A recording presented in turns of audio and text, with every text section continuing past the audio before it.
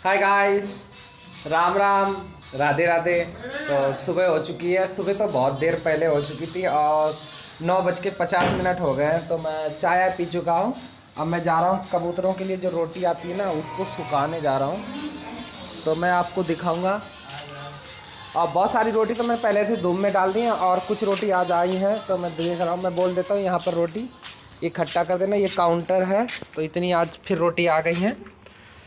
तो मैं अब इन रोटियों को सुखाने के लिए इकट्ठा कर लेता हूँ और फिर इनको कूटना पड़ता है। कूटने के बाद छानना पड़ता है और हल्का सा बारीक करना पड़ता है। उसके बाद कबूतरों को रोटी डालने के लिए होता है। तो सुबह मैं जब आता हूँ ना, तो सुबह कबूतरों के लिए रोटी कूट के, वही इस बोरा है, ये बोरा है, इसमें दिख रहा है, इसी में रोटियाँ तोड़ के सारी कूट के छान के भर लेता हूँ। और फिर इनको सुबह सुबह मॉर्निंग में कबूतर को, तो ये सारी अब मैं इसको इकट्ठा करके देखेंगे।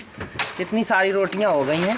सब कोई नहा चुका, पर अभी मैंने नहीं नहाया। देखो ये लौंडा भी नहा चुका है, सभी कोई नहा चुके, कपड़े बहुत सारे हो चुके। अब मैं काम में बाहर अभी निकला हूँ।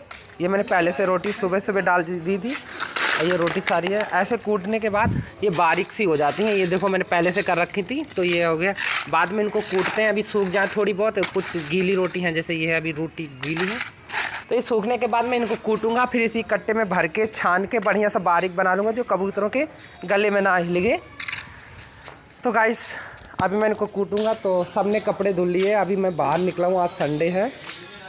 तो फिर बाद में हेलो, तो इवनिंग हो गई है, शाम के बज गए 6:30। तो अब मैं जा रहा हूँ फाइनली रोटी कूटने। तो ये भाई साहब अभी रोटी कूट रहे थे, तो मैं आ गया, टोकरी लेने गया था, टोकरी ले आया हूँ। अब इतनी बारीक हो गई है भाई साहब, इतनी कूट दी तुमने। अब देखो इतनी बारीक हो गई। उसके बाद इससे छलनी से छानूंगा और फिर उसके बाद कबूतरों के लिए खाने के लिए होगा। फाइनली अब हम कूट रहे हैं, तो थोड़ी बहुत बची है, अब ये पूरी हो जाएंगे। जाके बाद कबूतर के डर भी लायक हो जाइए, जब कूट के ना सभी ख़त्म हो जाएंगे। बाकी बाद कभी छान के वो कट्टे में भर के ना, फिर कबूतर के डर भी लायक हो जाए। बस काट रहे। तो अब देखो, अब छन्ने का काम चालू हो गया। तो अब ये देखो भाई साहब छान रहे हैं। अब ये छानेंगे और छानन जो इससे बड़ी बड़ी निकलती वो इधर रख देते हैं। अब मैं कूटता जाऊंगा और ये छानते जाएंगे। तो फाइनली अब ये कुट के तैयार हो गई है, बिल्कुल कबूतरों के दाने के लिए। तो आप देख सकते हो, बिल्कुल मैंने बारीक कर दिया है गेहूं की तरह। अब कबूतर इनको खा सकेंगे।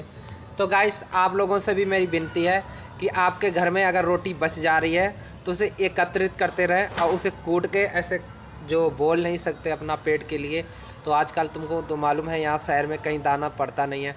तो आप लोग ऐसे कूट के रोटी और अपने छत पे कहीं भी आपको जगह मिले वहाँ पर डाल दें। तो इससे बेजुबान जानवरों को, पक्षियों को पेट भर भोजन मिल पाएगा।